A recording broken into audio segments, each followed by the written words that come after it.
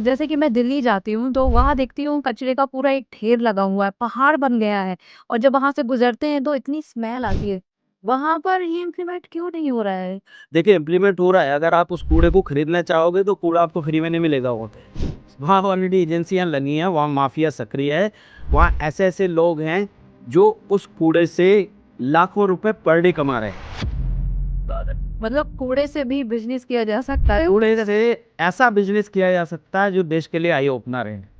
तो लगभग 10 साल से हम इस प्रोग्राम को भारत के अंदर कर रहे हैं, जब से देश के प्रधानमंत्री जी ने लाल किले से स्वच्छ भारत अभियान की घोषणा की थी। 2019 जब महात्मा गांधी की 150वीं जयंती बनाएंगे, हमारा गांव, हमारा शहर, हमारा गली, हमारा मोहल्ला, हमारी स्कूल, हमारे मंदिर, हमारे अस्पताल, सभी क्षेत्र गंदगी का नामो निशान नहीं रहने देंगे। नुक्कड़ का कबाड़ी इसको खरीदता है अप्रॉक्सीमेटली 10 से 15 रुपए पर केजी के रेट पे। ऐसे बहुत सारे लोग हैं, इसी में जो जिनके पास अपना कुछ साधन संसाधन है, जिनके पास एक छोटा ठेला होता है और ये आपके घरों पे आवाज़ लगाते हैं, कबाड़ दे दो।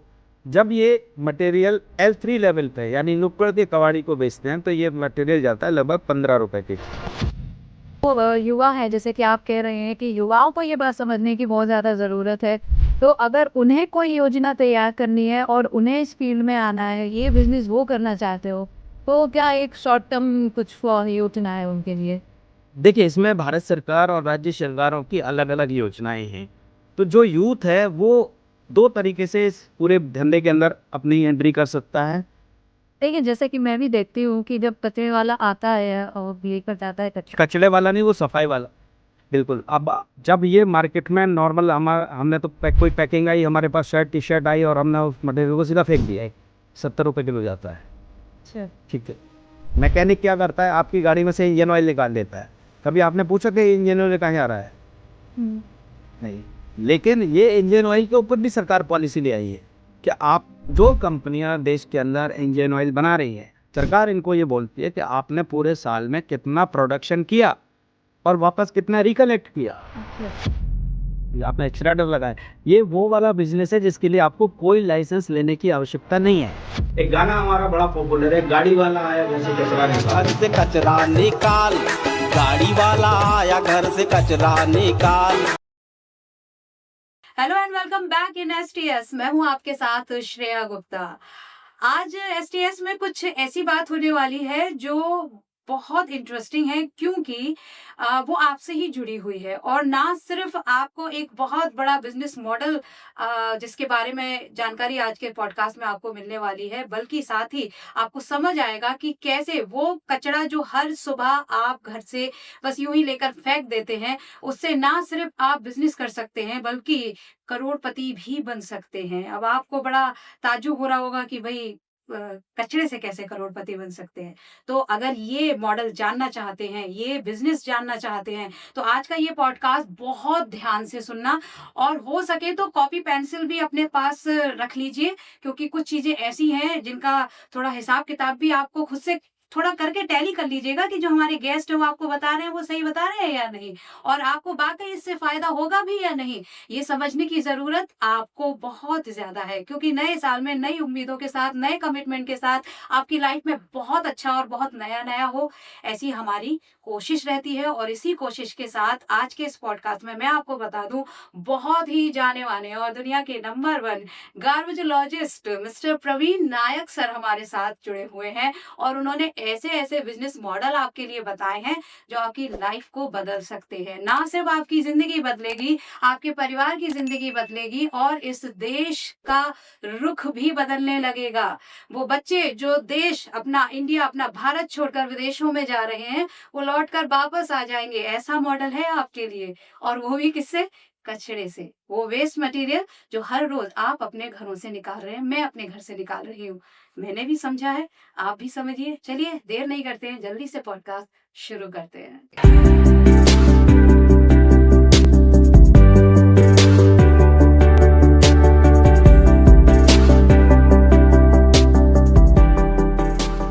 स्वागत है सर आपका एसटीएस पे। फाइनली आप आ गए और आज बहुत सारी इंटरेस्टिंग बातें आपसे करने को मिलने वाली है मुझे। डेफिनेटली एक बहुत सारी तो नहीं, एक बहुत बड़ी योजना के बारे में आज हमारी जो ऑडियंस है उनको ये पता लगने वाला है क्या कुछ कर सकते हैं। सबसे पहले क्योंकि आप एक गार्बेजोलॉजिस्ट हैं, ये शब्द ही अपने आप में बहुत इंटरेस्टिंग सा है और लोगों की शायद समझ से बहुत अभी दूर है। इसके बारे में थोड़ा सा बताइए, आप कैसे बन गए? देखिए, हर इंडस्ट्री का में काम करने वाले लोग हैं, हम्म। और जो लोग जिस डोमेन में काम कर रहे हैं, जिस हम्म। इंडस्ट्री में काम कर रहे हैं, जब उनको उस इंडस्ट्री में महारत हासिल हो जाती है या वो उस इंडस्ट्री में महारत रखते हैं, हम्म। उनको उसका स्पेशलिस्ट बोला जाता है। हम्म। अभी भारत में जो बहुत सारी समस्याएं हैं उनको सॉल्व करने के लिए अलग अलग लोग थे। हम्म। जैसे एक डॉक्टर है जो आपकी बीमारी को ठीक करता है, उसको उसमें अलग अलग डोमेन है कि आपका कोई गायनोलॉजिस्ट है, कोई आपका कार्डियोलॉजिस्ट है, कुछ साइंटिस्ट हैं, डेंटिस्ट हैं, आर्कियोलॉजिस्ट है। लेकिन एक बहुत बड़ी समस्या पूरे देश के अंदर, दुनिया के अंदर है, जिसमें स्पेशलिस्ट नहीं थे। हम्म। आ, और उसमें केवल टेम्परेरी सॉल्यूशन नहीं चाहिए, उसमें साइंटिफिक सॉल्यूशंस की रिक्वायरमेंट थी। और जब ये समस्या है कूड़े की, हम्म।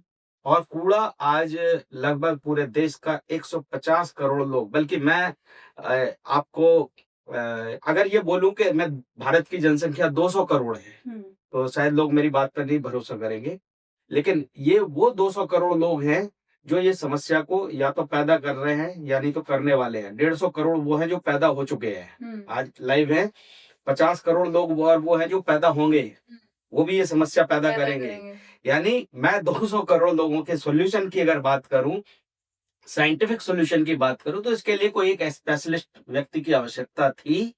और यहां से एक टर्मिनोलॉजी निकल के आई कि जो बंदा गार्बेज में काम करे, गार्बेज का स्पेशलिस्ट हो, और ऐसे गार्बेज के स्पेशलिस्ट व्यक्ति को कहीं ना कहीं एक गार्बेजोलॉजिस्ट के रूप में समाज के सामने आना चाहिए। साथ ही सर, जैसे कि आपने कहा, क्योंकि सबसे बड़ी समस्या कूड़े की है और उसको दूर भी करना है, लेकिन एक कूड़ा उठाने वाला यदि हम कहें, या हम बात करें कि समाज में एक जो सबसे नीचे तबके पर गिना जाता है वो कचरा बीनने वाला ही होता है, या तो भिखारी होता है। अब ऐसे में खुद को कचरे को समापन करने वाला बनाना, या एक तरह से खुद को भी ये समझना कि मैं भी कचरा ही, भाई अगर मैं कचरा साफ करूंगी तो मैं भी तो कचरे बीनने वाली हो गई, तो उस चीज को मैं कैसे जस्टिफाई करूंगी? देखिए, इसमें हर लेवल पे जो काम करने का स्टाइल है, जो तरीका है, वो हमें खुद उसको डिफाइन करना होता है।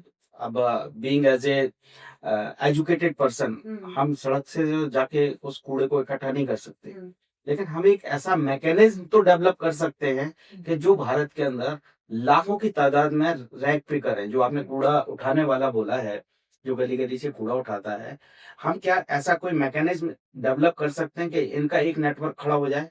यानी ये इनफॉर्मल सेक्टर है, अभी इसकी कोई फॉर्मल इंडस्ट्री नहीं है।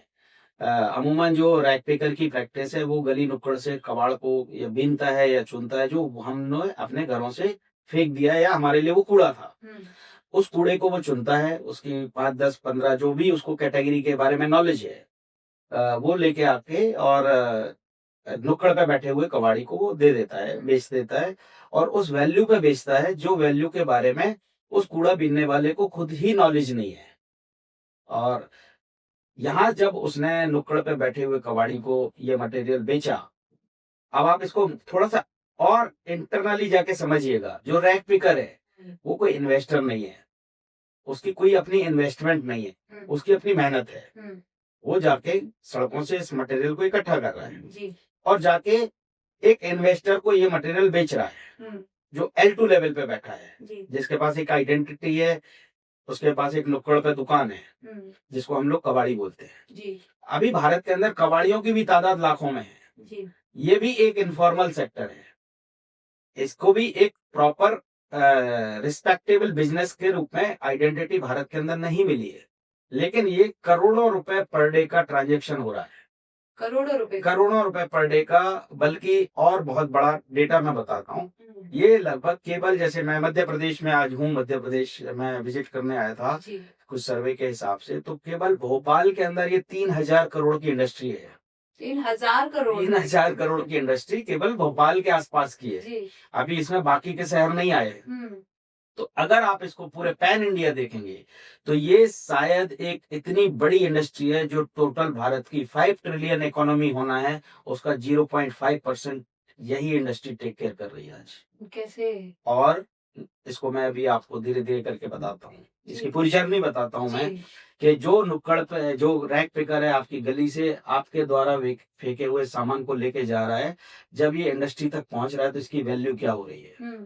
रैक पिकर ने जो सड़क पे फेंका हुआ सामान है, अब इसको हम रिलेट कर पाएंगे जो भी आपके दर्शक श्रोता देख रहे हैं इस पूरे प्रोग्राम को, इसमें बिजनेस की क्या क्या संभावनाएं हैं, सरकार ने क्या क्या पॉलिसीज बनाई हैं, और जो जैन जी हैं या जो ऐसे लोग अभी करंट के बिजनेस में कंपटीशन फेस कर रहे हैं, क्योंकि आज हर व्यापारी बड़ा परेशान है कि उसके जैसा बिजनेस करने वाले लाखों में लाखों हैं, लोग हैं। लेकिन हम ऐसे यूनिक बिजनेस की बात करेंगे जिसमें परसेंटेज ऑफ या जो मुनाफा है, मुनाफा का क्या परसेंटेज हम वो भी आपको बता रहे हैं। मतलब कूड़े से भी बिजनेस किया जा सकता है। कूड़े मतलब से ऐसा बिजनेस किया जा सकता है जो देश के लिए आई ओपनर है। जी। सो लगभग 10 साल से हम इस प्रोग्राम को भारत के अंदर कर रहे हैं, जब से देश के प्रधानमंत्री जी ने लाल किले से स्वच्छ भारत अभियान की घोषणा की थी। यानी देश के प्रधानमंत्री के मुंह से निकले हुए शब्द अगर सही तरीके से आइडेंटिफाई कर लें तो उनके अंदर धंधा है, उनके अंदर बिजनेस है। यानी ये गुजराती आदमी अगर देश का प्रधानमंत्री है तो देश के लिए ये बहुत बड़ी बहुत बड़ी- अपॉर्चुनिटी है। जी जी। हम रैक पिकर की बात कर रहे थे, तो रैक पिकर ने जो मटेरियल सड़कों से चुना उसमें उसकी इन्वेस्टमेंट है 0। अब जब वो नुक्कड़ के कबाड़ी को ये मटेरियल देने जाता है, उसमें क्या क्या होता है, हम अगर इस कूड़े के अंदर और अंदर घुसते हैं, उसके अंदर कागज है, गत्ता है, प्लास्टिक है, और ये सारा जो मटेरियल है, ये मटेरियल जाके नुक्कड़ के कबाड़ी को उसने दिया। नुक्कड़ का कबाड़ी इसको खरीदता है अप्रोक्सीमेटली 10 से 15 रुपए पर केजी के रेट पे। ऐसे बहुत सारे लोग हैं इसी में जो जिनके पास अपना कुछ साधन संसाधन है, जिनके पास एक छोटा ठेला होता है, और ये आपके घरों पे आवाज लगाते हैं जी। कबाड़ दे दो। हाँ। ये मटेरियल भी वो लोग आपसे 7, 8, 10 रुपए के रेट पे खरीदते हैं, और जब ये मटेरियल L3 लेवल पे यानी नुक्कड़ के कबाड़ी को बेचते हैं तो ये मटेरियल जाता है लगभग 15 रुपए केजी। ये मिक्स फॉर्म में जा रहा है, इसमें कागज भी है, गत्ता भी है, टेट्रा पैक भी है, प्लास्टिक भी है। यानी इसकी क्वालिटी उसने नहीं बनाई और उसको सेल आउट कर दिया। यानी फर्स्ट लेवल पे जो इन्वेस्टर इस मार्केट के अंदर आया, जो कबाड़ी है, उसकी बाइंग प्राइस क्या है, उसकी खरीदने की प्राइस जो है, उसकी इनपुट कॉस्ट जो है वो 15 रुपए किलो है। करेक्ट। अब वो क्या करेगा, L3 लेवल का बंदा, वो बंदा इस मटेरियल को अपने से आगे बेचेगा, यानी अपने से बड़े कबाड़ी को। बड़े कबाड़ी को भी ये माल क्या करेगा, वो उस मटेरियल को लाइक आपका गत्ता है, गत्ता वाले को दे देगा, कागज वाले को दे देगा, प्लास्टिक वाले को दे देगा, और ये मटेरियल लगभग इसके ऊपर वो अपना मार्जिन लगाएगा, लगभग 25 रुपए केजी के रेट पे वो ये मटेरियल को आगे सेल आउट करेगा। अब यहाँ बिजनेस को अगर आप माइक्रो लेवल पे देखने का प्रयास करिएगा, तो जो मटेरियल उसने 15 रुपए किलो खरीदा और बेचा किस रेट पे, 25 रुपए किलो, यानी पर केजी पे मार्जिन कितना हुआ उसका, 10 रुपए। अब 10 रुपए का मार्जिन उस मटेरियल पे जो 15 रुपए का किलो के रेट पे खरीदा गया, यानी परसेंटेज में अगर आप इसको देखें तो ये लगभग 70 से 80% का मार्जिन का धंधा आया। हम अगर 5 लाख रुपए लगा के एक किराने की दुकान या ग्रोसरी शॉप खोलते हैं, और उस ग्रोसरी शॉप में जो भी आइटम्स हैं, चाय की पत्ती है, चीनी है, अरहर की दाल है, चावल है, इन सब में अगर किसी भी मटेरियल को आप उठाएंगे तो ये 10-15% से ज्यादा का धंधा नहीं है। यानी 10-15% का धंधा वर्सेस 70% का धंधा। ये आप खुद मैडम शायद गुप्ता हैं, आप समझ पा रहे होंगे। परसेंटेज में आप देखें कि 15% वर्सेस 70%। सो विच वन, और उस धंधे को समाज में बड़ी गैरत से देखते हैं कि बॉस ये धंधा कबाड़ का धंधा है, मेरे को नहीं करना है, और ये जो आदमी कुछ भी काम नहीं कर रहा उसको बोलते तू कबाड़ी है। सो लेकिन वो कबाड़ी का दिमाग देखिए कि वो उस धंधे में इन्वॉल्व है जो धंधा 70% का मुनाफा L3 लेवल पे दे रहा है। अभी हम आगे की जर्नी तय करते हैं, अभी और आगे चलते हैं। जो L3 लेवल का बंदा है, लाइक उसने प्लास्टिक लिया, अभी प्लास्टिक की उसने मल्टीपल कैटेगरीज बनाई है। हाँ, इसमें बहुत सारे टेक्निकली अगर मैं बताऊं, उसमें एचडी है, हाई डेंसिटी प्लास्टिक है, अच्छा लो डेंसिटी प्लास्टिक है, राफिया राफिया यानी सीमेंट के कट्टे होते हैं जिसको हाँ। आप यूरिया की बोरी में जो जी। पैकिंग होती है, तो इस टाइप का जब उसने प्लास्टिक की कैटेगरीज बनाई, वो कौन होगा? वो एक ऐसा व्यापारी होगा जो जिसके पास कैपिटल फंड है, जिसके पास एक बड़े गोडाउन की जगह है। ऐसे लोग ऑलरेडी हैं इस डोमेन में। इसमें कोई बहुत सारे मारवाड़ीज भी ऑलरेडी इन्वॉल्व हैं जिन्होंने अपना पैसा लगाया हुआ है। उनके पास एक लेवल की मशीन भी है जिसको बेलिंग मशीन बोलते हैं, जो उस प्लास्टिक को प्रेस कर देती है, कंप्रेस कर देती है और उसके बिल बना देती है। अब जो L4 लेवल का बंदा है, उसकी बाइंग प्राइस क्या है? उसने जो नुक्कड़ के कबाड़ी से माल खरीदा, वो खरीदा 25 रुपए किलो। अब उसकी क्वालिटी बनवाई, वहां लेबर कॉस्ट भी आई, उसकी गोडाउन की किराया वगैरह भी आया। लेकिन जब वो मटेरियल इंडस्ट्री को जाएगा, तो इंडस्ट्री को ये मटेरियल जाता है लगभग 42 रुपीज के जी, 45 रुपीज के जी, ये यानी लगभग अब उसने भी कितना कमाया?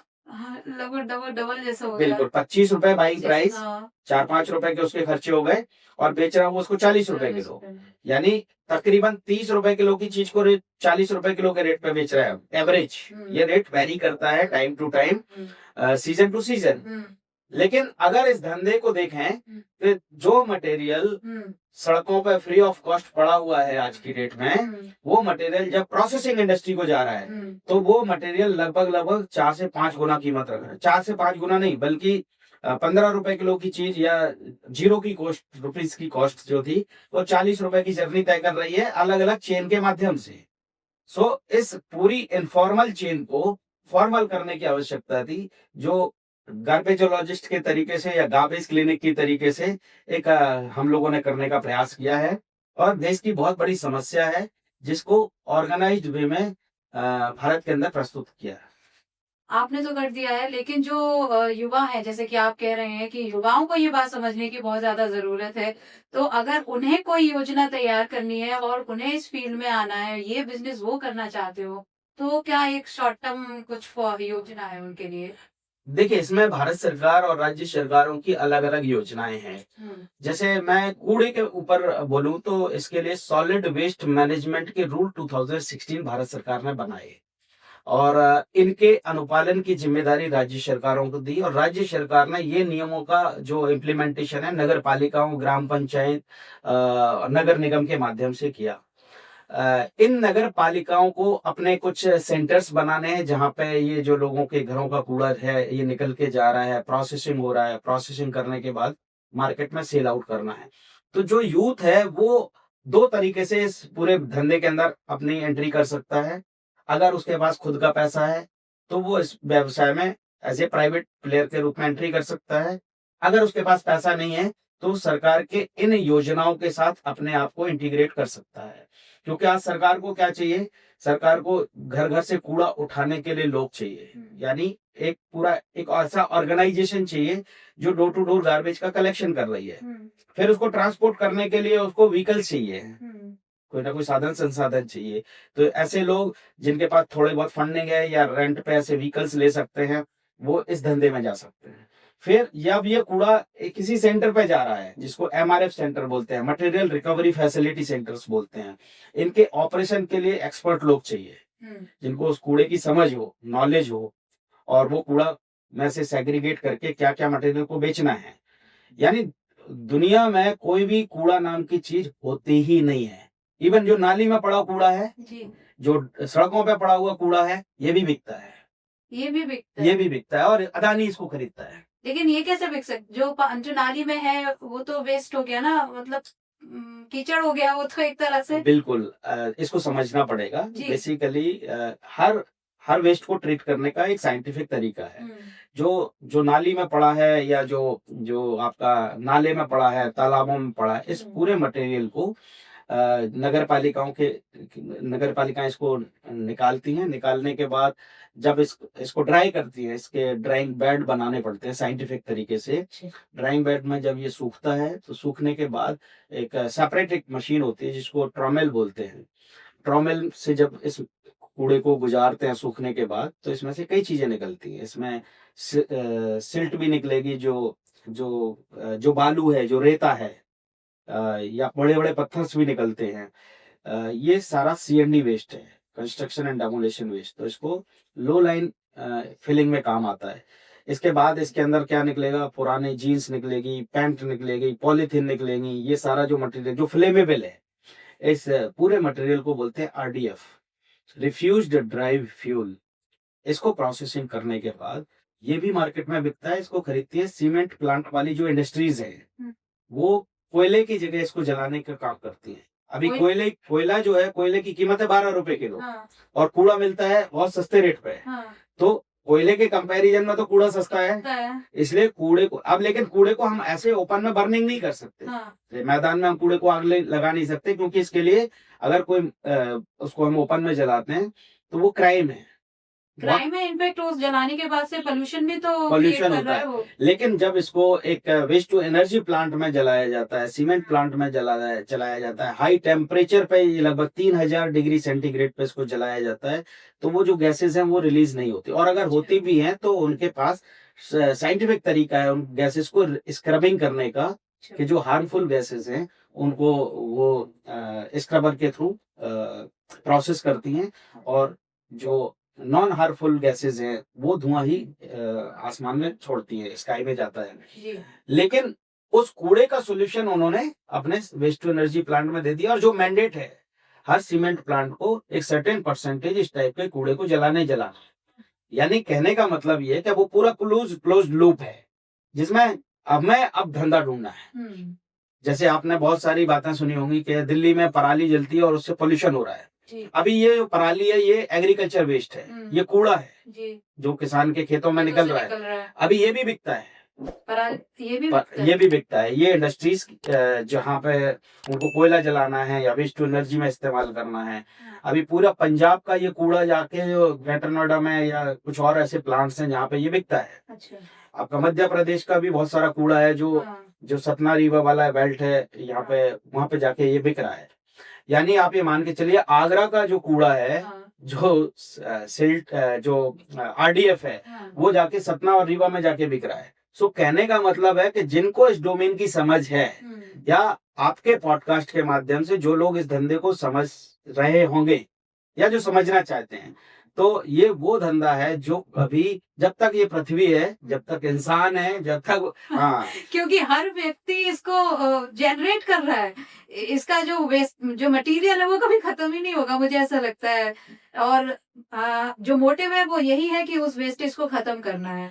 कोई भी धंधा भारत दुनिया में है उसमें रेसेशन आ सकता है जी, कूड़े के धंधे में कभी रेसेशन नहीं आएगा। सो यही सोच के हम लोगों ने इस धंधे में एंट्री की। 10 साल से हम लोग इस धंधे में हैं, और हम प्राउड फील करते हैं कि अभी तक हम लाखों मीट्रिक टन गार्बेज को लैंडफिल पे जाने से रोक चुके हैं। लेकिन ये एक बहुत बड़ी वजह से कि आपने कहा कि इससे ना सिर्फ एक धंधा मिल रहा है, पैसा भी आ रहा है, और दूसरी चीज हम अपने जो पोल्यूशन उसको सुरक्षित कर पा रहे हैं, अपने देश को सुरक्षित कर पा रहे हैं, क्योंकि पोल्यूशन की समस्या बहुत तेजी से बढ़ रही है आज की डेट में। अब चूंकि आपने ये मॉडल्स बनाए हुए हैं, लेकिन उसके बावजूद जैसे कि मैं दिल्ली जाती हूँ तो वहां देखती हूँ कचरे का पूरा एक ढेर लगा हुआ है, पहाड़ बन गया है, और जब वहां से गुजरते हैं तो इतनी स्मेल आती है।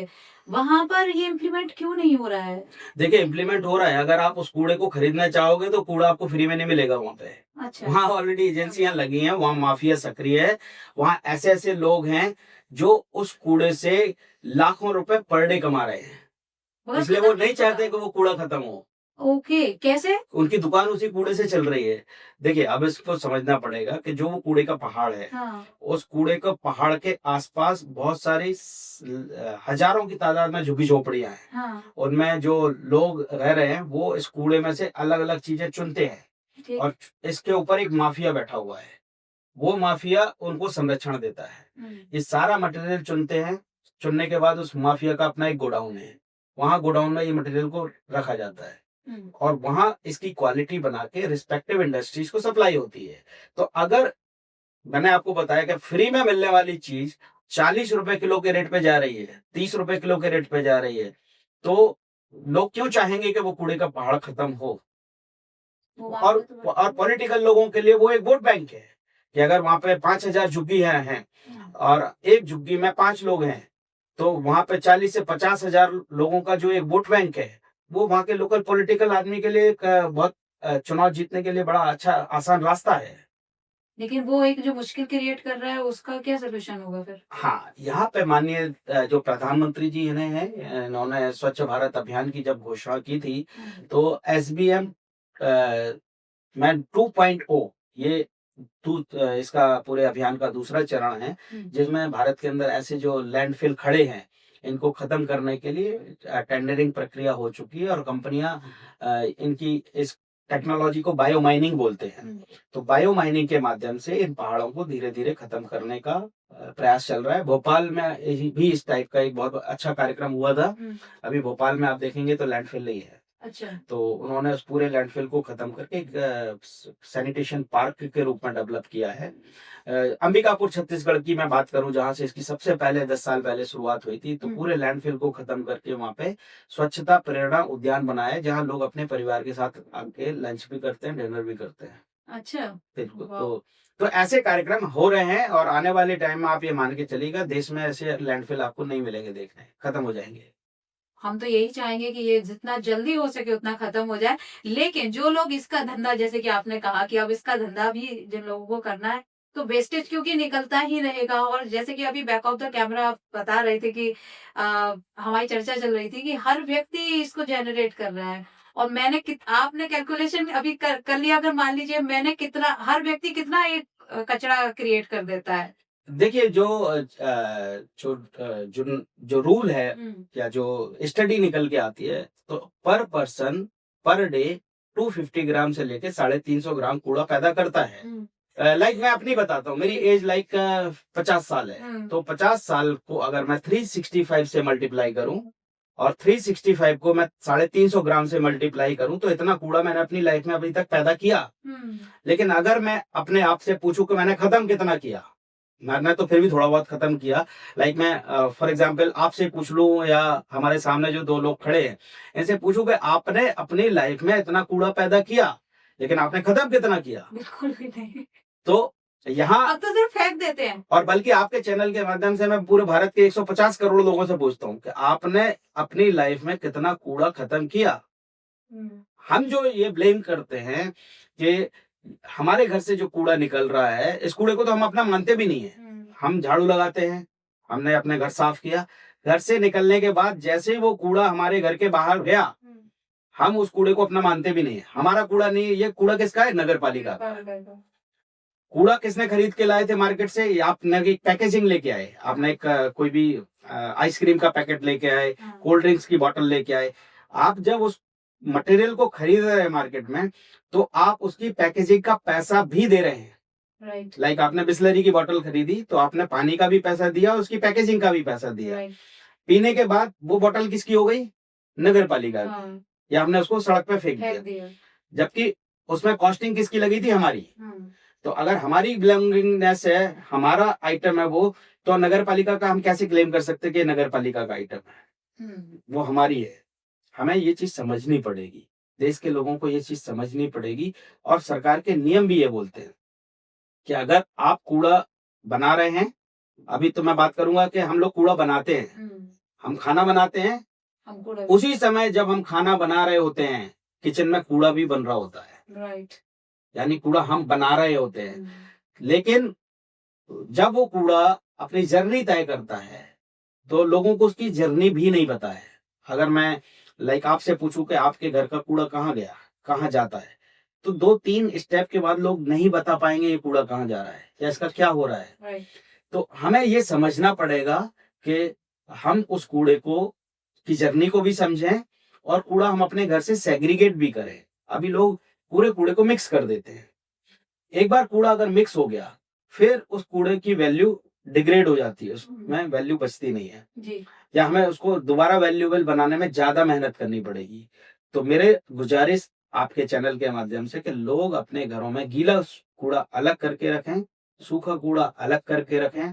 और तीसरा कूड़ा भी है जिसको घातक कूड़ा बोलते हैं, जिसमें बच्चों के डायपर्स हैं, सैनिटरी पैड्स हैं, इनको आप तीसरे किसी एक पैकेजिंग में रखें, तीसरे डिब्बे में रखें, ताकि उस कूड़े का सही निस्तारण हो सके।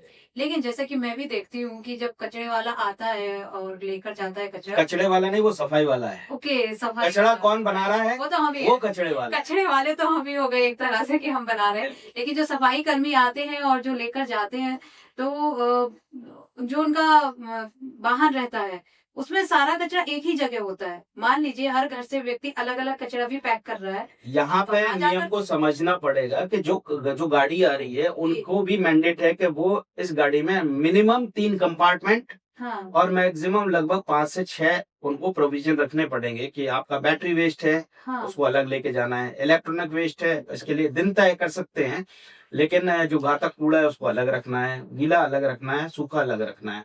तो ये एक जर्नी है उसकी, और इसी तरीके से उसका फिर आगे जाके जब उसकी प्रोसेसिंग होती है, क्योंकि गीले कूड़े को जिस तरीके से प्रोसेस किया जाएगा वैसा सूखा कूड़ा प्रोसेस नहीं होता है, जैसा सूखा कूड़ा प्रोसेस होता है वैसा Right. गीला नहीं होता है। राइट। तो इसकी जब प्रोसेसिंग नगर पालिका या नगर निगम करता है उसको ज्यादा आसानी होगी, और अगर मिक्स कर देंगे तो उसमें फिर स्मेल और बदबू और ये सारी जो चीजें आती हैं ये एक अलग समस्या हो जाती है। अच्छा, एक अगर जैसे कि मॉडल की हम बात करें कि जो सफाई मॉडल अब एक तरह से हम माने, तो नगर निगम नगर पालिका की तो जिम्मेदारी है, चलिए वो उसको तैयार करेंगे, लेकिन क्या ऐसा हो सकता है कि क्योंकि धंधा भी आपने कहा कि जनरेट कर सकते हैं, तो हर कॉलोनी या हर एक एरिया से कोई उठे और एक जिम्मेदारी ले तो शायद ये काम आसान हो जाए। बिल्कुल इसमें हो सकता है। मैं मतलब आज की डेट में ग्रुप हाउसिंग का कॉन्सेप्ट Yes. आ गया है, सोसाइटियां हैं, गेटेड कम्युनिटीज हैं, जी। तो आपकी सोसाइटी से इतना कूड़ा निकलता है कि आप अपने 2 सिक्योरिटी गार्ड की सैलरी उसी कूड़े से निकाल सकते हैं। ओके, कैसे? तो देखिए, अभी लाइक मैं आपको एग्जांपल दूं, मैं अपनी सोसाइटी का एग्जांपल दूं, तो मेरी सोसाइटी में 104 हाउसेस हैं। अभी 104 हाउसेस से जो बंदा डोर टू डोर कूड़े को इकट्ठा कर रहा है वो अप्रोक्सीमेटली 10,000 से लेके 15,000 रुपए के आसपास का हर हफ्ते वो मटेरियल बेचता है। मैं वीकली बता रहा हूँ आपको कि हमारे सोसाइटी से 104 घरों से जो कूड़ा निकलता उसमें से लगभग 10 से 15,000 रुपए का वो सूखा कूड़ा हर हफ्ते बेचता है, यानी लगभग 40 से 50,000 रुपए केवल सूखे कूड़े से कमा रहा है वो। हाँ। यहाँ पे गीले कूड़े से वो नहीं कमा रहा है, लेकिन गीले कूड़े से भी कमा सकते हैं।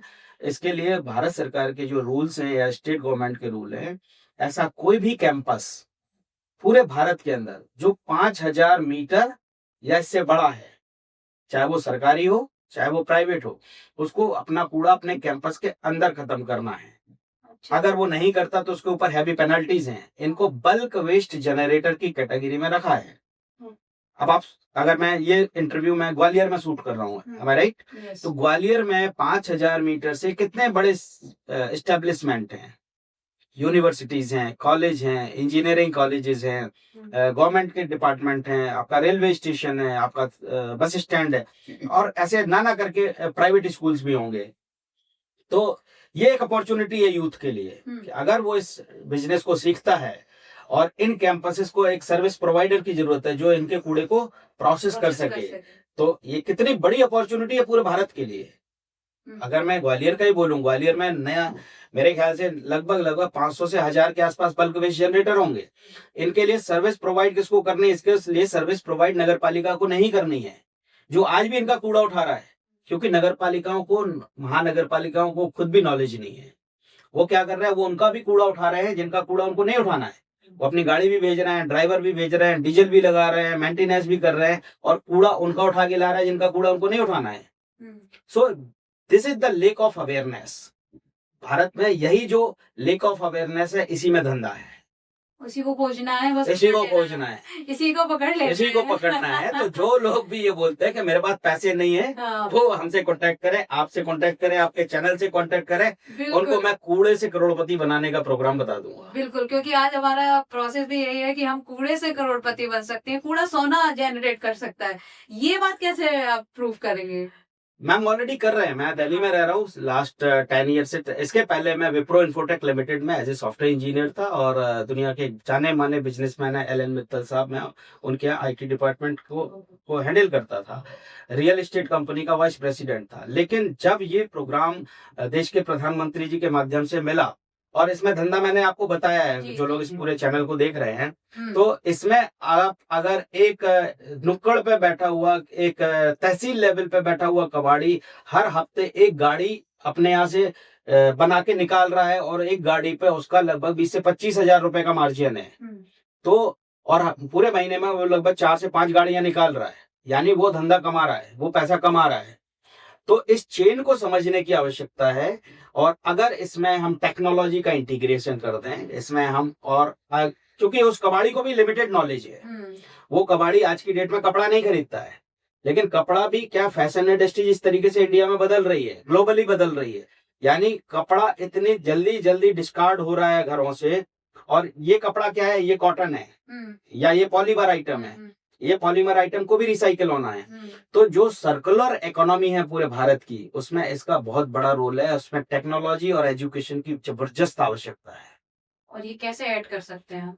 देखिए, इसके लिए कुछ कोर्सेज हैं जो अभी हम लोगों ने प्लान किए थे इंदिरा गांधी नेशनल इग्नू के साथ, ये ओपन यूनिवर्सिटी, इनके वोकेशनल कोर्सेज हैं, और जो प्रैक्टिकल इसके बारे में जानना चाहते हैं, करना चाहते हैं, वो लोगों के लिए हम लोग वीकेंड पे ऑनलाइन कोर्सेज भी चलाते हैं। अच्छा, सो वो ऑनलाइन कोर्सेज भी कर सकते हैं, और इसके लिए हम पैन इंडिया अपनी फ्रेंचाइजी मॉडल भी लेके आ रहे हैं। यानी हम भारत में ऐसे कूड़ाघर बनाना चाहते हैं, या ऐसे कूड़ाघर हम पिछले 10 सालों में बना रहे हैं, जहाँ लोग अपने परिवार के साथ लंच भी कर सकते हैं और डिनर भी कर सकते हैं। बताइए कैसे पॉसिबल है, लेकिन अब क्योंकि आपका ये मॉडल है तो जरूर ही इससे सब कुछ अच्छा होता जा रहा है, राइट? साथ ही सर, मैं क्योंकि हमारी जो ऑडियंस है वो काफी ऑडियंस बड़ी स्पिरिचुअल है, और अगर स्पिरिचुअल एंगल से इस चीज को देखा जाए, क्योंकि ना सिर्फ पूजा करते वक्त भी हम कचरा जनरेट कर रहे हैं, इनफैक्ट जो हमारे अंदर 5 एलिमेंट्स हैं उनको हम खुद ही डिस्टर्ब कर रहे हैं एक्चुअली, शायद उसको कैसे समझा जाए कि हम कैसे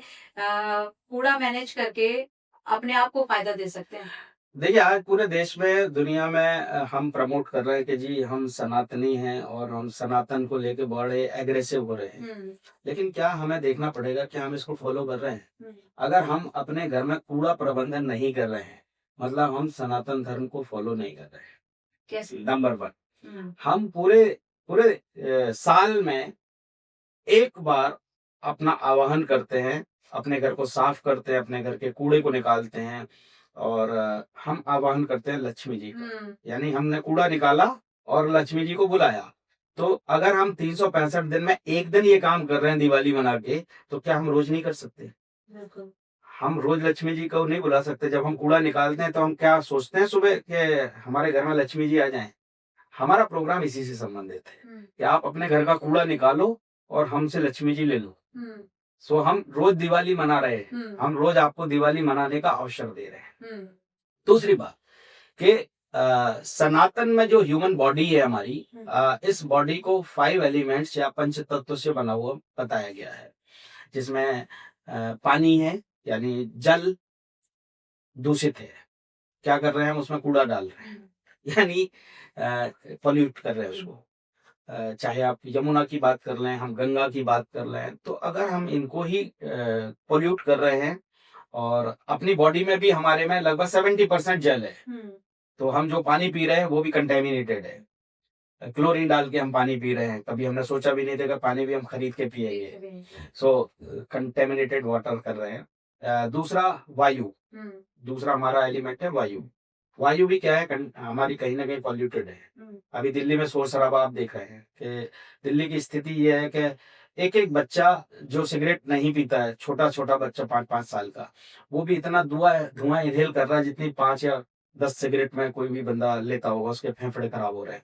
सो दूसरा एलिमेंट हमने पॉल्यूट कर दिया, इसी कूड़े को जला रहे हैं हम वहां पे दिल्ली में या कहीं पे भी, और पोल्यूशन कर रहे हैं, यानी एयर पोल्यूशन हो गया। तीसरा कंपोनेंट आता है आकाश, कि जब हम ये धुआं जलाते हैं या पॉलीथीन्स जल रही हैं, प्लास्टिक जल रहा है, तो इससे निकलने वाली जो ग्रीन हाउसेस गैसेज हैं, या गीले कूड़ा और सूखा कूड़ा मिक्स पड़ा हुआ है लैंडफिल के ऊपर, और वहां मीथेन जब अंदर बनती है, एक हार्मफुल गैस जो है बनती है, जो ऑक्सीजन की प्रेजेंस में आती है और वो जलने चालू हो जाती है। तो आपने देखा होगा कई बार कूड़े के पहाड़ों में अपने आप आग लग जाती है। हाँ, राइट। तो इससे भी क्या है, हम हम आकाश को दूषित कर रहे हैं। तो तीसरा एलिमेंट आपका दूषित हो गया। इसके बाद जल, अग्नि को चूंकि वरदान प्राप्त है, ईश्वरी वरदान है कि अग्नि को कोई प्रदूषित नहीं कर नहीं कर सकता, सकता। वो बड़ी पवित्र है। चौथा जो हमारा एक एलिमेंट, पांचवा मिट्टी। तो मिट्टी को हमने क्या किया है, हमने इतना ज्यादा फर्टिलाइजर डाल दिया, केमिकल फर्टिलाइजर, कि हमने अपनी जमीन को ही मार दिया। जमीनें बंजर होती जा रही हैं, हम क्रूड केमिकल फर्टिलाइजर डाल रहे हैं। इसको कैसे हम कूड़े से ही ठीक कर सकते हैं, ये प्रोग्राम है। जी। तो कहीं ना कहीं मैं अगर बोलूं कि गार्बेज क्लिनिक सनातन को एम्पावर कर रहा है। बिल्कुल। हम स्पिरिचुअलिटी की बात कर रहे हैं, हम अध्यात्म की बात कर रहे हैं, तो हम एनवायरनमेंट को भी ठीक कर रहे हैं, हम जो है जो जमीन है उसको भी ठीक कर रहे हैं, पानी को भी ठीक कर रहे हैं, वायु को भी ठीक कर रहे हैं।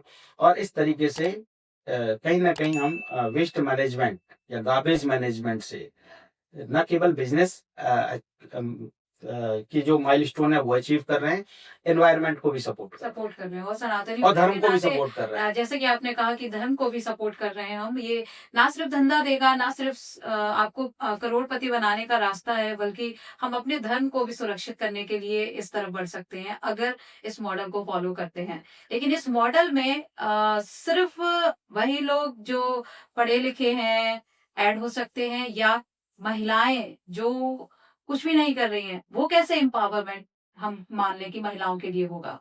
देखिए, जो गार्बेज का जो मॉडल है, गार्बेज मैनेजमेंट का जो मॉडल है, इसमें कोई चीज मैटर नहीं करती कि आपके पास एजुकेशन है या नहीं है, आप महिला हैं या पुरुष हैं, पैसा वाले हैं या बिना पैसे वाले हैं, बेरोजगार हैं। ये एक ऐसा प्लेटफॉर्म है जो सबको अवसर दे रहा है, सबको बराबर अवसर दे रहा है। केवल हमें अपना स्टेक कि हम इसमें कहाँ एंट्री करना चाहते हैं। जो बड़े बिजनेसमैन हैं उनके लिए प्रोसेसिंग प्लांट लगाने का अपॉर्चुनिटी ऑलरेडी इंडिया में आ चुकी है।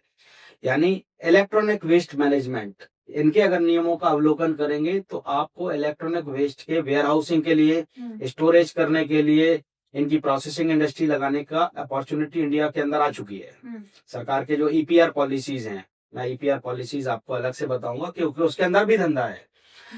बैटरी वेस्ट, अभी बैटरीज जो निकल रही है, क्योंकि हमारे पास इलेक्ट्रॉनिक व्हीकल्स आ रहे हैं, इलेक्ट्रिकल व्हीकल्स आ रहे हैं, उनके अंदर जो बैटरीज हैं उनमें वो मेटल्स निकलती हैं एक्सट्रैक्ट करके, जो मेटल भारत में मिलती नहीं है। हमारी डिपेंडेंसी चाइना के ऊपर है, इनको रेयर मेटल्स बोलते हैं। तो ये अपने आप में एक बहुत बड़ा बिजनेस है। प्रीसियस मेटल्स है, अभी जैसे इलेक्ट्रॉनिक वेस्ट है, जब उसको प्रोसेस करते हैं तो उसमें सोना निकलता है, रियल में गोल्ड निकलता है, रियल में गोल्ड निकलता है। और अभी इसको इनफॉर्मल सेक्टर क्या कर रहे हैं, दिल्ली के पास एक जगह मुरादाबाद है, वहां इस इलेक्ट्रॉनिक वेस्ट को खुले में जलाते हैं, उससे ग्रीन हाउसेस गैसेस निकलती है, उसमें से मेटेलिक आइटम निकालते हैं, उसमें तांबा निकलता है, उसमें जस्ता निकलता है, उसमें एल्यूमिनियम निकलता है, उसमें गोल्ड निकलता है, उसमें चांदी निकलती है।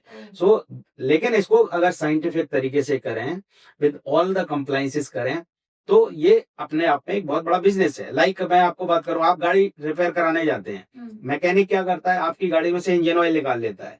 कभी आपने पूछा कि इंजन ऑयल कहाँ जा रहा है? नहीं। लेकिन ये इंजन ऑयल के ऊपर भी सरकार पॉलिसी ले आई है कि आप जो कंपनियां देश के अंदर इंजन ऑयल बना रही हैं, अभी कौन बना रहा है, मोबिल बना रहा है फॉर एग्जांपल, या इंडियन ऑयल बना रहा है, या एचपीसीएल बना रहा है, सरकार इनको ये बोलती है कि आपने पूरे साल में कितना प्रोडक्शन किया और वापस कितना रिकलेक्ट किया, अच्छा, और कितना आपने रिसाइकिल किया, ये डेटा आपको भारत सरकार को देना है। अभी इनके पास गांव-गांव से इस मोबिल को या जले हुए इंजन ऑयल को कलेक्ट करने का कोई मैकेनिज्म नहीं है, यानी धंधा है। सो इस धंधे को समझना पड़ेगा, कंप्लायंसेस के साथ आप इसका रिवर्स, अभी भी इसको कबाड़ी कर रहा है, इसको ऐसे लोग कर रहे हैं जिनको नॉलेज नहीं है, जो टेक्निकल नॉलेज नहीं रखते। तो आप इसका रिवर्स कलेक्शन का मैकेनिज्म बनाएं, इसके स्टोर्स बनाएं, और उनको देश की बड़ी बड़ी जो ऑयल को बनाने वाली कंपनीज हैं उनके साथ बिजनेस स्टैब्लिश करें। So this is a kind of business.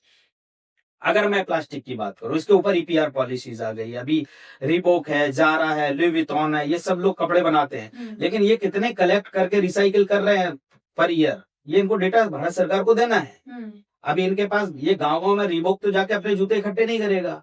Haldiram, आप नमकीन यूज करते हैं, हल्दीराम का पैकेट है, अभी हल्दीराम का पैकेट हमने यूज करके फेंक दिया, बिस्लरी की पानी की बोतल हमने करके फेंक दी।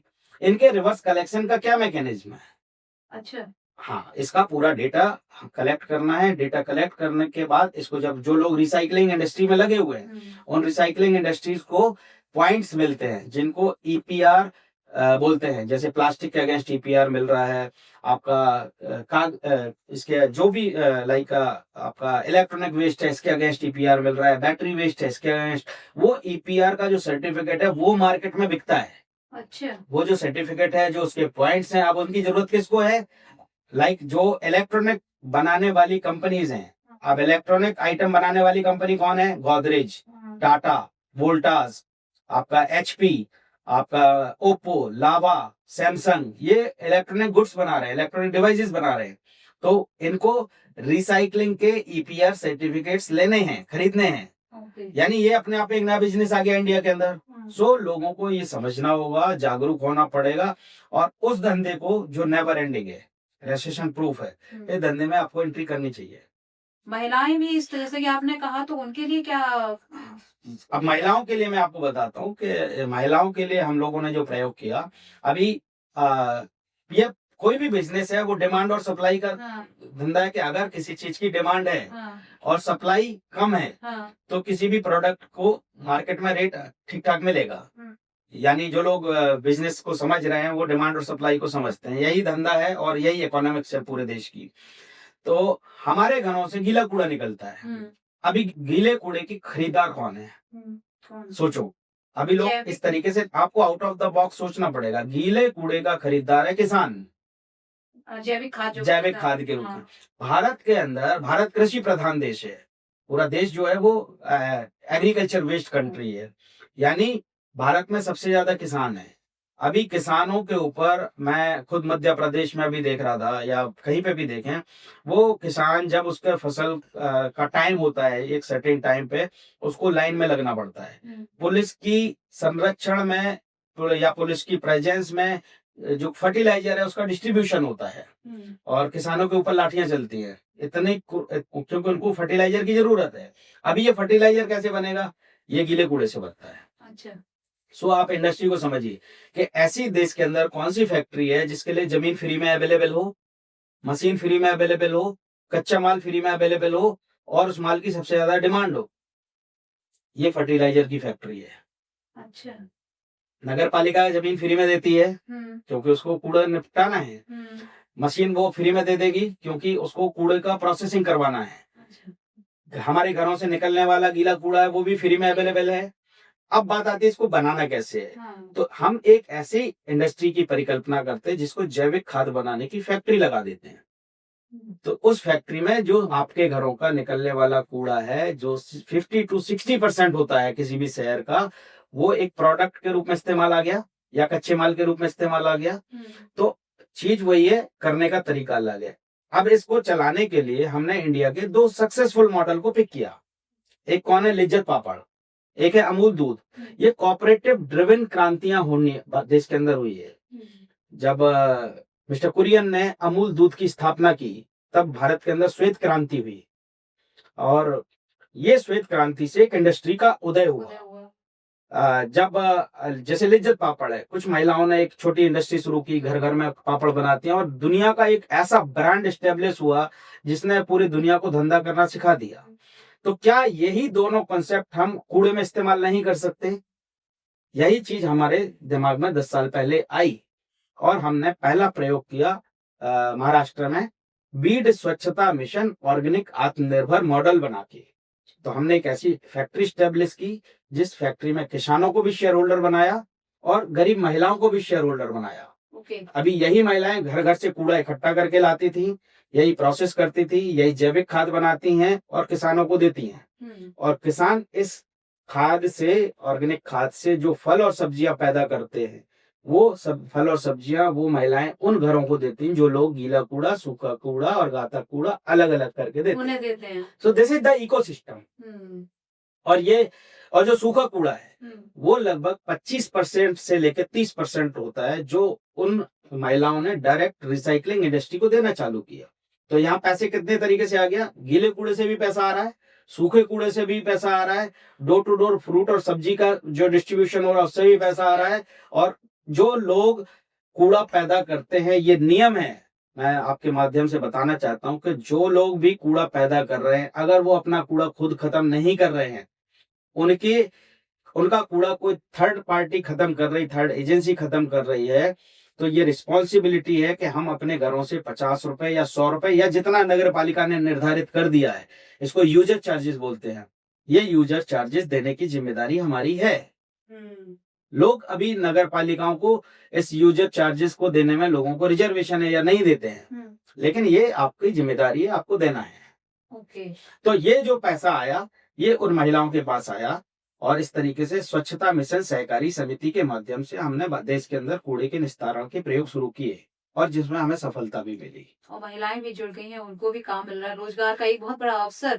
क्योंकि आप तो बहुत बड़े धंधे की बात कर रहे हैं, यहाँ तो छोटे छोटे, लेकिन छोटे स्तर से शुरुआत की जाएगी तो एक बहुत बहुत बड़ा मॉडल है रोजगार का, जो इसके जरिए क्रिएट होगा। बिल्कुल है। जैसे अभी हमारे पास पूरे भारत से लगभग 3,500-4 हजार लोगों ने कॉल किया। इसमें वो लोग भी हैं जो अभी करंट बिजनेस में कंपटीशन फेस कर रहे हैं, ऐसे लोग भी हैं जो नए बिजनेस में आना चाहते हैं, ऐसे लोग भी हैं जो किसी रीजन की वजह से 50-55 साल के बाद उनकी नौकरियां चली गई हैं। ऐसा जेनजी टाइप के बच्चे हैं जो कोई इनोवेटिव टाइप की चीजें करना चाहते हैं। तो हमने इसमें एक फ्रेंचाइजी काइंड ऑफ कंसेप्ट लेके आए हैं कि आपका 10,000 घरों के ऊपर एक फ्रेंचाइजी है, और उन 10,000 घरों का जो भी मटेरियल है वो पिक करके उसको रिस्पेक्टिव इंडस्ट्रीज को सप्लाई कर रहा है। यानी एक नया कंसेप्ट आया है कि हम जो रिसाइकलिंग मटेरियल है इसकी वेयर हाउसिंग में आ रहे हैं। अच्छा। अभी देश के अंदर जो भी रिसाइकलिंग इंडस्ट्रीज हैं, हाँ। उनको ऐसे वेयर हाउसेस चाहिए जहाँ पे उनको जो रॉ मटेरियल है वो मिल जाए। हाँ। बिल्कुल।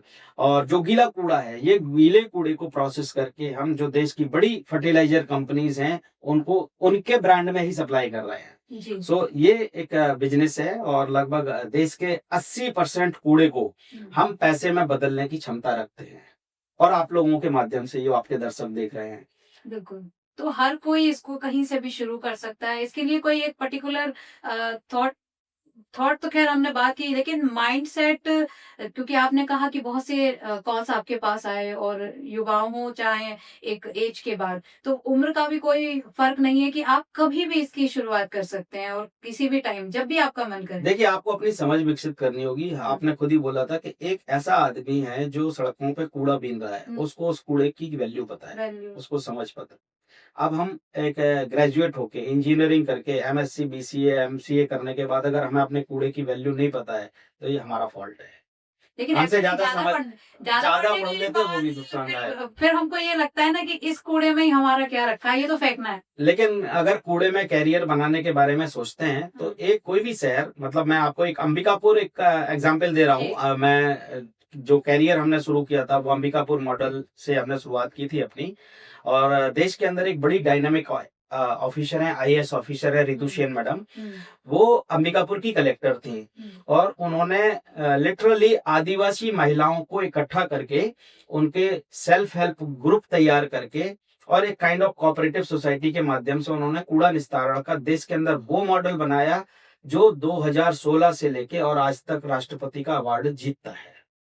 आज हम इंदौर मॉडल की बात करते हैं, लेकिन जब भारत में कोई इंदौर को नहीं जानता था, तब भी देश के अंदर जीरो वेस्ट सिटी अंबिकापुर थी। और हम लोग अंबिकापुर मॉडल ही बनाते हैं, अंबिकापुर मॉडल को ही इम्प्लीमेंट करते हैं। तो अगर वो आदिवासी महिलाएं या वो इलिटरेट लोग पूरे शहर को साफ करके उससे पैसे कमा सकते हैं, तो एजुकेटेड आदमी जब उस काम को करेगा तो ज्यादा बेटर तरीके से कर पाएगा, और ज्यादा ऑर्गेनाइज्ड वे में कर पाएगा, रिजल्ट लेके आएगा, उसमें टेक्नोलॉजी लेके आ सकता है। तो ये एक अपकमिंग बिजनेस है, कंपटीशन कम है, रजिस्ट्रेशन प्रूफ है, और आपको पलायन करने की भी जरूरत नहीं है, आप अपने शहर में ही कर सकते हैं। आपके शहर में इतना कूड़ा है। बिल्कुल। अच्छा, एक क्योंकि कूड़े की बात चल रही है, टॉयलेट वेस्ट मटेरियल भी एक आपने बताया कि उससे भी सोना बन जो सकता है। लाइक अभी देश में इतने सारे घर घर शौचालय बनाने की बात हो रही, लेकिन हमने शौचालय बना भी दिया और यूज भी कर लिया, अल्टीमेटली वो मटेरियल गया कहाँ? तो ये मटेरियल का भी अपने आप में बहुत बड़ा धंधा है, इसको फीकल स्लज बोलते हैं। तो फीकल स्लज भी ओवर द टाइम क्या होता है, जो उसका लिक्विड पार्ट है वो एब्जॉर्ब हो जाता है, और जो सॉलिड पार्ट बचता है, ये इस लेवल का कंपोस्ट है कि दुनिया के सबसे कंपोस्ट से ताकतवर है ये। क्योंकि आपको, अगर मैं स्पिरिचुअलिटी से बात करता हूँ, जब भगवान ने दुनिया बनाई तो भगवान ने दो लोग बनाए, एक बनाई वनस्पति और एक बनाया प्राणी। हम्म, तो ये तय करके भेजा कि जो वनस्पति का एक्सट्रैक्ट है या जो वनस्पति उगलेगी हम्म, वो इंसान लेगा, प्राणी खाएगा। हम्म, फल है, सब्जियां हैं, आपका उसके पत्ते हैं या उसके उसके डंठल हैं, वट जो भी वनस्पति पैदा कर रही है। और जो ह्यूमन एक्सट्रैक्ट है वो यूज होगा वनस्पति में। वनस्पति। ये एक इकोसिस्टम था, इको साइकिल थी। हाँ, हमने गलती क्या कर दी, हमने मल्टी स्टोरी बिल्डिंग बना दी और जो वनस्पति का खाना था उसको टॉयलेट में बंद कर दिया। वो टॉयलेट वो जाना किसके पास चाहिए था, वो किसका हक है, वनस्पति वो हक है वनस्पति का। हाँ। तो उसको तो हमने टॉयलेट में बंद कर लिया है। सो इस सिस्टम के अंदर हमने धंधा ढूंढा कि हम क्या वो जो टॉयलेट में बंद है या जो सीवर है, इसके लिए सरकार एसटीपी लगा रही है, सीवर ट्रीटमेंट प्लांट। अब उस सीवर ट्रीटमेंट प्लांट में जो निकलने वाली दो चीजें हैं, एक तो जो सॉलिड आइटम है उसको बाकायदा ब्रांडिंग करके पैकेजिंग करके हम उन किसानों को दें जिन किसानों को फर्टिलाइजर की जरूरत है, और जो लिक्विड पार्ट है वो पानी है। तो पानी को भी हम दोबारा से इस्तेमाल करें किसी ना किसी एग्रीकल्चर के पर्पज से। जो रीयूज पानी है उसको मल्टीपल टाइम हमको रीयूज करना है, रिसाइकिल करवाना है, रीयूज करना है। तो कहीं ना कहीं इसको हम सरकार की पॉलिसीज के साथ जोड़े, बिजनेस मॉडल बनाएं, डिसेंट्रलाइज्ड मॉडल्स तैयार करें। जिस गांव में, जिस छोटे छोटे शहरों में है, वहां इन मॉडल से कहीं ना कहीं रेवेन्यू जनरेशन की प्रक्रिया शुरू करें। तब हम पर्यावरण को भी ठीक कर पाएंगे, देश को भी ठीक कर पाएंगे, अपने शहर को भी ठीक कर पाएंगे और अपनी फैमिली को भी ठीक कर पाएंगे पैसे कमा के। राइट, एग्जैक्टली, क्योंकि हम उससे पैसा बना पाएंगे। अल्टीमेटली देखिए, हर कोई कूड़े- चाहता है ना कि पैसा कमाए। भारत में कूड़े की समस्या का एक ही समाधान है, हम्म, सवेरे का कूड़ा शाम तक पैसे में बदल जाए।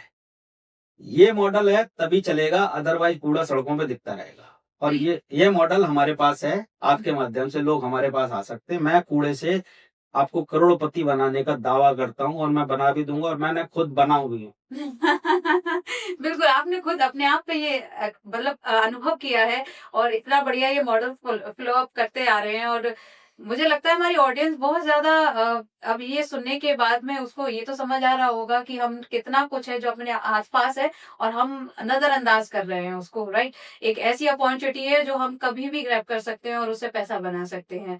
2025 जा चुका है, 2026 में अब क्योंकि नई उम्मीदें हैं लोगों के मन में, एक नया साल है, तो उस टाइम पर आप क्या लोगों को एक बहुत बड़ा मैसेज देना चाहेंगे? देखिए, हम तो ये मैसेज देना चाहेंगे कि जी आप अपने घर का कूड़ा फेंको मत, इसको संभाल के रखो। और हम जल्दी ही आपके शहर में आएंगे, आप लोगों के शहर में आपके दर्शकों लोगों के साथ जुड़ के आएंगे और ये कूड़े को कैसे पैसे में बदलना है ये हम बताएंगे। जब तक ये प्रोग्राम नहीं आया है, आप अपने घर के कूड़े को सेग्रीगेट करें। सेग्रीगेट करके ही ये जो आपके पास वेस्ट कलेक्टर आ रहे हैं या म्यूनिसिपैलिटी की गाड़ी आ रही है, उनको आप सेग्रीगेटेड फॉर्म में ही दें। और कहीं ना कहीं हमें आप लोग एनवायरनमेंट को ध्यान में रखें।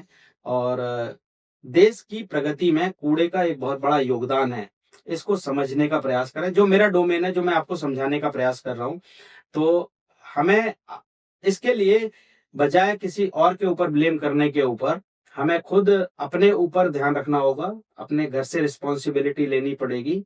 और इसमें कई संभावनाएं हैं यूथ को, जेनजी या जो नए बच्चे हैं निकल के आ रहे हैं। इसमें सबसे पहले अवेयरनेस करना है। अवेयरनेस अपने आप में एक धंधा है, बिजनेस, कि आप स्कूल कॉलेजों में और म्यूनिसिपैलिटीज के साथ जुड़ के इस बिजनेस में जा सकते हैं।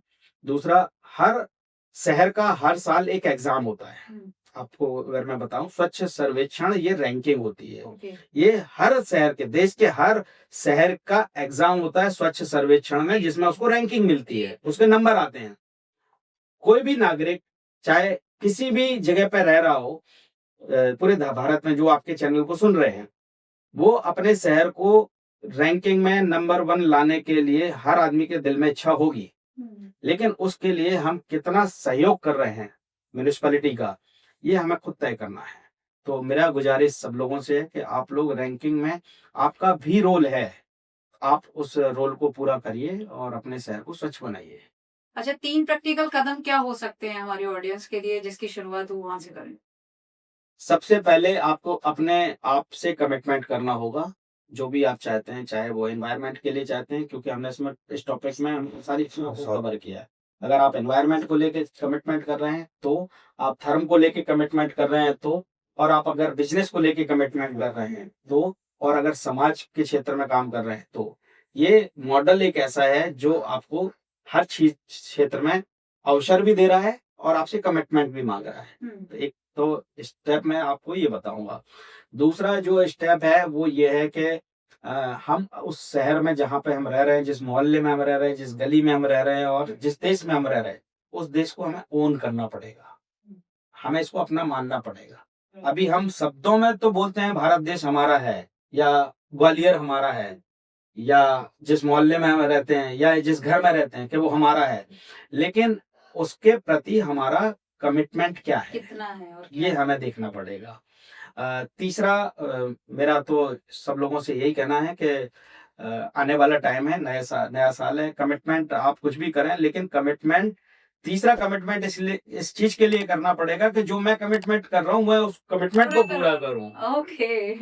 हाँ, वो एक बार मैंने कमिटमेंट कर ली तो मैं फिर अपने आप की आपके भी नहीं, तो आपको वो कमिटमेंट चाहिए। जी जी जी, मतलब जो स्टेप हम लेने का सोच रहे हैं उस पर हमें खुद फॉलो अप करना है, ये बहुत जरूरी होता है, क्योंकि हम अक्सर प्लानिंग कर लेते हैं बट उसको इम्प्लीमेंट नहीं कर पाते हैं, सोच सोच कर ही रह जाते हैं। लेकिन ये बहुत समझने वाली बात है कि हम, ये जिम्मेदारी हमारी ही है और हम बिल्कुल आंखें बंद करके बैठे होते हैं। कचरा लिया और मैं खुद हर सुबह देखती हूँ कि जब आती है गाड़ी तो बस तैयार, हमारे दिमाग में क्या कॉन्सेप्ट होता है कि थैली वैली रखी है, जाना है और बाहर फेंक देना है। पहले लोग हमें घरों से कूड़ा देते भी नहीं थे, हमने इस कूड़े के काम को एंटरटेनमेंट के साथ जोड़ा।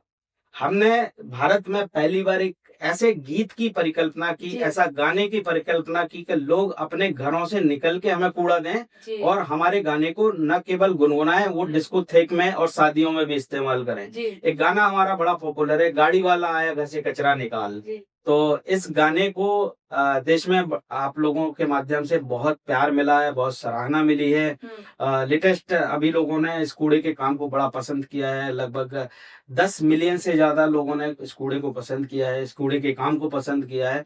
तो ये प्यार जो मिल रहा है पूरे भारत के साथ, और एक नया डोमेन देश को के सामने प्रेजेंट किया है, इसमें आपके जैसे इंटरव्यूअर का भी बड़ा योगदान है। पॉडकास्ट टाइप का जो सिस्टम आया, आज से 4 महीने पहले मेरे को मालूम भी नहीं था कि पॉडकास्ट होता क्या है। अच्छा। लेकिन आज की डेट में जब सोशल मीडिया के माध्यम से मैं इस कंसेप्ट को पूरे भारत तक ले जा पाने में कामयाब हो रहा हूँ, तो सोशल मीडिया और इन्फ्लुएंसर्स, इनका ये भी एक बहुत बड़ा योगदान है। मैं इनको भी धन्यवाद देना चाहता हूँ और आपको भी धन्यवाद देना चाहता हूँ। Thank you sir. हमारी भी यही कोशिश रहती है कि जितनी ज्यादा और अच्छी नॉलेज हमारे व्यूवर्स तक पहुंचे, हमारा काम आसान हो जाएगा, क्योंकि उनको जितना लाभ मिलेगा, उनका प्यार हमें मिलेगा, और हम यहाँ बैठे इसलिए हैं कि उनका प्यार एक एक लाइक के थ्रू, एक एक कमेंट, क्योंकि एक एक जब कमेंट आता है या लाइक आता है तो हमें समझ आता है कि लोगों की जिंदगी में कितना कुछ हो रहा है। जब वो अपनी बातें शेयर करते हैं और समझ पाते हैं, या जो बात हम उन तक पहुंचाना चाहते हैं उसको जब वो समझते हैं। और आज का ये पॉडकास्ट तो डेफिनेटली लोगों को, क्योंकि उम्मीद है कि वो ज्यादा से ज्यादा पैसा कमाएं और अच्छा काम करें, सबसे अच्छी जरूरी और इम्पोर्टेंट बात है, क्योंकि काम हर कोई कर रहा है, सुबह 10 से 5 की जॉब हर व्यक्ति कर रहा है, लेकिन इससे हटकर कुछ अलग करना चाहते हैं। जो जैन जी है वो कुछ नया करना चाहती है, तो उसके लिए ये कॉन्सेप्ट तो मुझे लगता है एकदम डिफरेंट है और चैलेंजिंग भी है। क्या आपको ऐसा लगा अभी तक कि कोई ऐसा एक लास्ट में थोड़ा सा बताइए कि किसी की लाइफ चेंज हो गई हो इस मॉडल के थ्रू, कोई इमोशनल स्टोरी ऐसी? देखिए, जब मैं बीड करके जगह है महाराष्ट्र में, चूंकि वहाँ पे मराठी कल्चर है और मेरे को मराठी नहीं आती थी, तो जब हमने वहाँ पे लोगों के बीच में झुग्गी झोपड़ियों में हम गए और हमने उन लोगों से बात की और उनको बोला कि हम आपको एक ऐसी फैक्ट्री में शेयर होल्डर बनाना चाहते हैं, हमारे पास सैलरी नहीं है, हम सैलरी नहीं देंगे, लेकिन हम आपको उस फैक्ट्री के अंदर मालिक बनाना चाहते हैं। सो हमने एक similar Lijjat papad kind of या इस टाइप से एक कोऑपरेटिव मॉडल वहाँ पे लॉन्च किया। और वो मॉडल उन महिलाओं को जब हमने ट्रेंड किया, उनकी ब्रेन स्टॉर्मिंग, उनका हैंड होल्डिंग, उनका ओरिएंटेशन, यानी जो कॉर्पोरेट में, बिकॉज मैं कॉर्पोरेट से निकल के आया था, तो जो कॉर्पोरेट का पूरा मॉडल है, जो ट्रेनिंग मॉड्यूल है, वो ट्रेनिंग मॉड्यूल मैंने उनके ऊपर इस्तेमाल किया। उनको हमने वो ड्रेसेस दी जो एयर इंडिया की एयर होस्टेस पहनती हैं। अच्छा। उनको हमने 28 महिला ड्राइवर तैयार किए। वहाँ कलेक्टर साहब थे, आस्तिक पांडे साहब, उन्होंने मेरा सहयोग किया और हमने वहाँ पे ऐसे महिला ड्राइवर तैयार किए जिनको ट्रैफिक पुलिस से आरटीओ से लाइसेंस दिलवाए। और जब वो प्रोग्राम जमीन पर उतरा, वो नजारा ही अलग था। लगभग आप मान के चलिए 500 महिलाएं एयर इंडिया की जो एयर होस्टेस की ड्रेसेस है उसमें निकल रही हैं कूड़ा लेने के लिए। तो जो लोग कभी सेग्रीगेट नहीं करते थे, वो लोगों ने भी सेग्रीगेशन करके दिया। और वो महिलाएं जिनको हमने उनकी झुग्गी झोपड़ी से लिया था, जब मिनिस्टर्स के सामने इंटरव्यूज होते थे या उस मॉडल को समझाना होता था, तो वो महिलाएं समझाती थी उस मॉडल को। और जो सबसे टचिंग पॉइंट यह है कि एक ऑफिसर जब स्वच्छ सर्वेक्षण में आए और उन्होंने हमसे, जब हमने उसका पूरा शोकेस बनाया था कूड़े का, जिसमें प्लास्टिक है, कागज है, सारा कुछ जो लोगों ने घरों से कूड़ा दिया था, उसका जब हमने अपना पूरा शोरूम बनाया जो आज भी इंटरनेट पे अवेलेबल है, लोग देख सकते हैं, तो उन ऑफिसर ने हमसे ये बोला कि मिस्टर नायक, आप इस कूड़े को दोबारा गंदा करके रखिएगा, अदरवाइज जो स्वच्छ सर्वेक्षण की टीम आने वाली है उसको ये भरोसा नहीं होगा कि ये शहर से आया हुआ कूड़ा है। So it was the success कि हमने उस कूड़े को इतने अच्छे तरीके से हैंडल किया था। तो ये है। दूसरा इंसिडेंट हमारा अभी बंगाल का है कि भारत और बांग्लादेश के बॉर्डर पे एक जगह बशीरहाट है, यहाँ विश्व महिला दिवस वाले दिन हमने एक ऐसा फैशन शो आयोजित किया जिसमें उन महिलाओं ने कैटवॉक किया जो स्वच्छता में काम कर रही हैं, स्वच्छ बंगाल के लिए।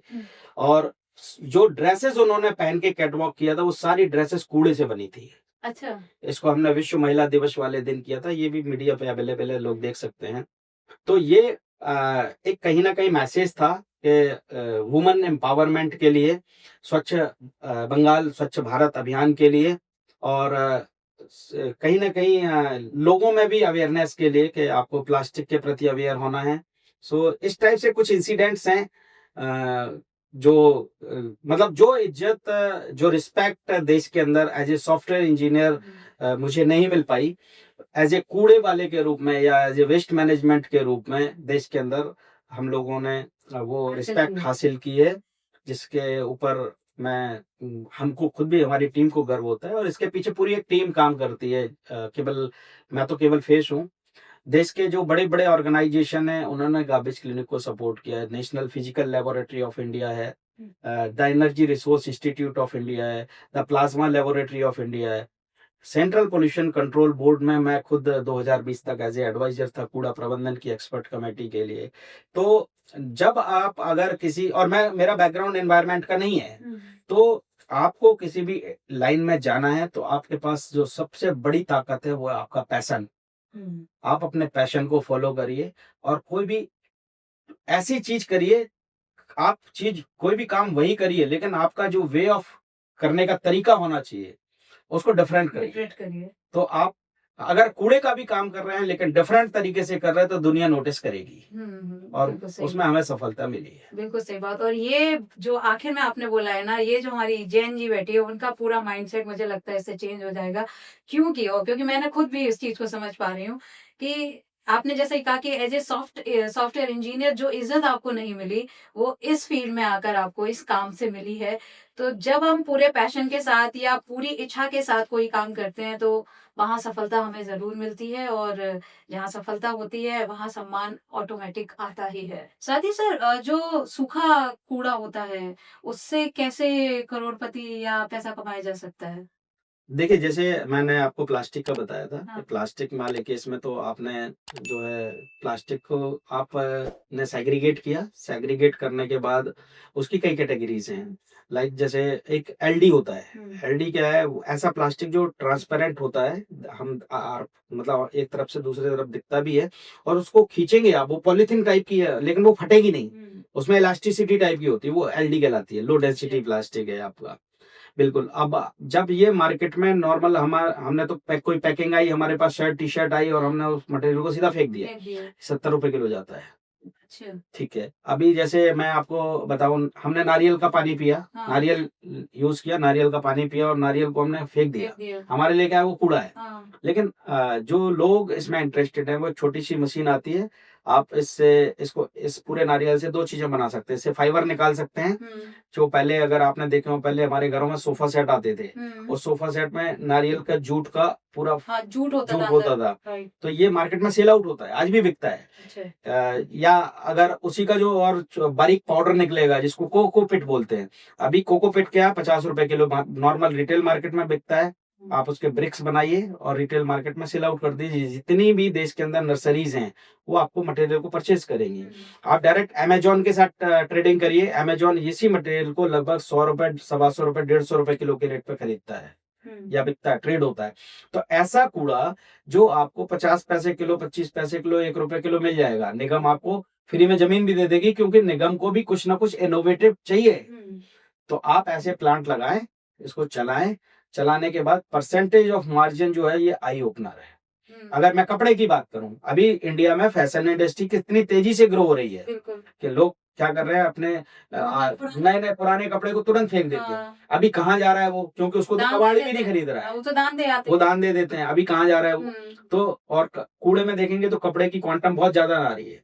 तो इसको भी आप इसके वेयर हाउसिंग में जा सकते हैं। अब ये जो टोटल बिजनेस है, ये कई स्टेप में है। आप चाहें तो इसको केवल कलेक्ट करें। आप एक के पास एक गोडाउन होना चाहिए, तो आपने गोडाउन में रखा। गोडाउन में एक छोटी मशीन आप लगाएं, तकरीबन 5 लाख रुपए के आसपास की, जिसको बेलिंग मशीन बोलते हैं। आप इसके बेल बनाएं और बेल बना के ये रिस्पेक्टिव इंडस्ट्रीज में भेज सकते हैं। आप भीलवाड़ा में भेज सकते हैं, आप पानीपत में भेज सकते हैं, जहाँ पे लूम बनाने की या धागा बनाने की बहुत सारी फैक्ट्रीज हैं।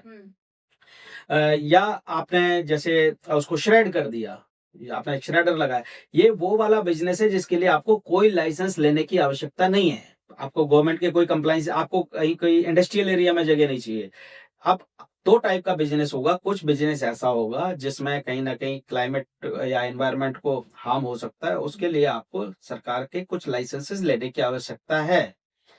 और जो दूसरा बिजनेस है, जो नॉर्मल ट्रेडिंग का बिजनेस है, उस बिजनेस के लिए आपको कोई लाइसेंस नहीं चाहिए, कोई इंडस्ट्रियल एरिया में जगह नहीं चाहिए। आप चाहो तो इसको अपने डोमेस्टिक तरीके से अपने घर से स्टार्ट कर सकते हैं। So thank you so much sir, इतनी इंटरेस्टिंग बात हमारे व्यूवर्स के साथ में हमारे साथ शेयर करने के लिए। और एक इतना अच्छा मॉडल जो ना अपने देश को स्वच्छ कर रहा है, बल्कि आपके जीवन में बहुत ज्यादा सफलता लेकर आएगा। और नई क्योंकि नए साल में नई उम्मीदों के साथ में अगर नया काम कोई करना चाहता है, हमारे ऑडियंस करना चाहती है, तो उनके लिए इससे अच्छा मॉडल मुझे नहीं लगता अभी तक तो कुछ और होने वाला है। Thank you very much. Thank you.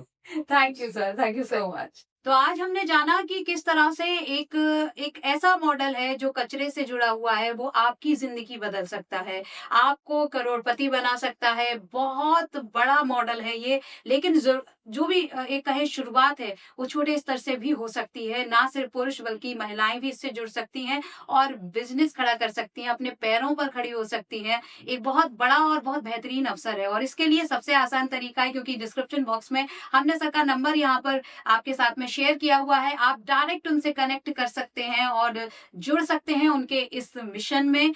उम्मीद करती हूँ आपकी जिंदगी जरूर बदल जाएगी। तो फिलहाल आज का ये पॉडकास्ट आपको कैसा लगा है, मुझे कमेंट करके जरूर बताना। जो स्कीम सर ने बताई, जो मॉडल्स उन्होंने समझाए हैं, जो तरीके से उन्होंने बहुत बारीकी से ये बात समझाई है कि ना सिर्फ कचरा आपके घर से जो निकल रहा है वो आपकी ही मुसीबत का कारण भी बन सकता है पोल्यूशन फैलाने के लिए, या फिर ये आप डिसाइड कीजिए कि वही कचरा जाकर आपके लिए एक बिजनेस मॉडल बन जाए और आपको लाभ दे, पैसा दे और एक अच्छा और सिक्योर फ्यूचर दे, ताकि आपके बच्चे भारत छोड़कर ना जाएं और यहीं पर रहें। हमारी मुहिम और हमारी कोशिश है कि इस तरह के पॉडकास्ट लगातार लाते रहें। तो आपका प्यार हमें लुटाते रहिएगा और वो देखने को मिले, उसके लिए चैनल को सब्सक्राइब जरूर कर लीजिए, बेल आइकन के बटन को टैप कर लीजिए। और पसंद आया है अगर ये पॉडकास्ट, लाइक करो, जल्दी जल्दी इसे आगे और भी ज्यादा शेयर करो। फिलहाल जाती हूँ, फिर एक नए पॉडकास्ट में जल्द होगी मुलाकात। तब तक के लिए खुश रहिए, मस्त रहिए, खुद से प्यार करते रहिए, नए नए इनोवेटिव आइडियाज नए साल में सोचते रहिए और उसको फॉलो अप भी करते रहिए और कहते रहिए थैंक यू, राधे।